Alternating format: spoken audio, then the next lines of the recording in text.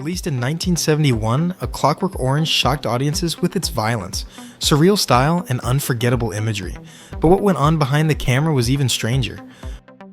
From Malcolm McDowell being temporarily blinded during filming, to Stanley Kubrick secretly cutting scenes to dodge bans, and even the Beatles once being linked to the movie.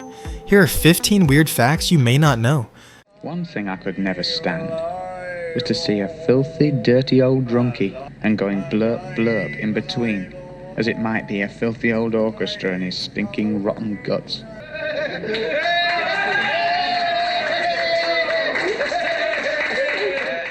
Number 1. The title. A Clockwork Orange suggests the unnatural transformation of something organic into a cold, mechanical thing. That's exactly what happens to Alex. They try to fix his violent impulses by treating him like a machine, attempting to reprogram his very humanity.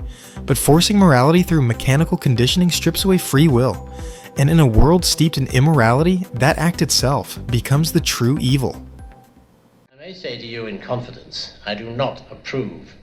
An eye for an eye, I say. The new view is to say no. The new view is that we turn the bad into good.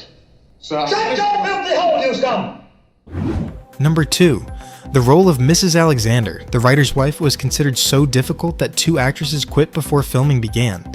Adrienne Corey eventually took the part. She endured 4 grueling days of filming where Kubrick demanded dozens of takes, some up to 39 repetitions. Corey later said she took the role because she admired Kubrick's artistry, even if the experience was exhausting and humiliating. My friend's in the middle of the road, bleeding to death. Can I please use your telephone for an ambulance? I'm sorry, but we don't usually let strangers in the middle. Number 3. Despite the trauma of the role, Adrienne Corey had a sense of humor about it afterward. In the film, she spends much of her screen time completely nude, except for a pair of bright red socks. As a cheeky Christmas gift, she gave Kubrick a pair of identical socks. Kubrick reportedly laughed and appreciated the gesture, proof that even under his demanding direction, a bit of levity could survive. Right, Pete, check the rest of the house. 10. What a glorious feeling. I'm happy again. Number 4. Originally, the character Alex was just 15 years old at the start of the novel, making his behavior even more chilling. By contrast, Malcolm McDowell was 27 when he stepped into the role, nearly twice the character's age. Despite the gap, McDowell's energy and mischievousness convinced Kubrick he was perfect. Alec, boy, awake at last, yes? Sit. To what do I owe this extreme pleasure, sir? Number 5. Before Kubrick took over the project, there were wild ideas about who could play Alex. Mick Jagger of the Rolling Stones was once considered, and the rest of the band would have played as Droogs. Even stranger, the Beatles were at one point rumored to be attached, with Terry Southern writing a screenplay for them. That was me, when I was a young hoodlink, with me 3 bestest glugs, Leonard, Carlton, and Dumb. And cap off the night with a little of the old in-out. In, out, in, out. Number 6. The iconic Droog costumes weren't meticulously designed in a wardrobe department. They came partly from Malcolm McDowell's closet. He brought along his cricket whites and protective cup to rehearsals, and Kubrick was immediately intrigued. Kubrick told him to wear the cup on the outside, creating an odd but unforgettable look. That improvisation ended up defining one of the most distinctive costumes in movie history. Hi there. Well, hello. Here. He have arrived. Hooray! To what do I owe the extreme pleasure of this surprising visit? Number 7. McDowell also pitched the idea of wearing false eyelashes during costume tests, intending it as a playful joke. Kubrick not only approved, but insisted that McDowell wear it on one eye only, making Alex look even stranger. That single eyelash became one of the most recognizable features of the character. He's enterprising, aggressive, outgoing, young, bold. This vicious young hoodlum will be transformed out of all recognition. Thank you very much for this chance, sir. Number 8. In one sequence, Alex's head is dunked underwater for a disturbingly long time. Rather than cutting away or faking it, Kubrick filmed it in one unbroken shot. McDowell held his breath for almost a full minute as the camera rolled, adding to the intensity.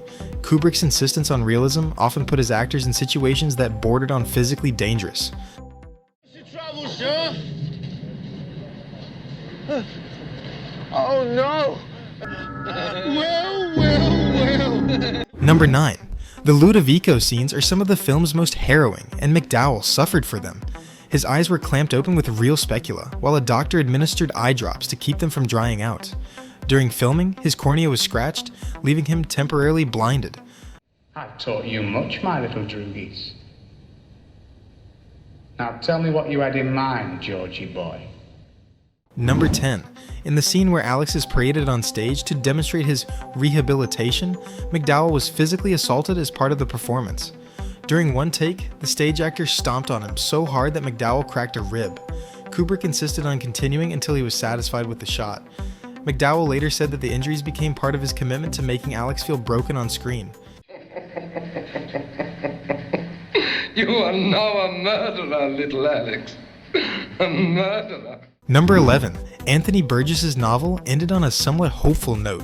Alex finally grows up and loses his appetite for violence, but Kubrick deliberately omitted this final chapter, choosing instead to end with Alex fantasizing about violence again.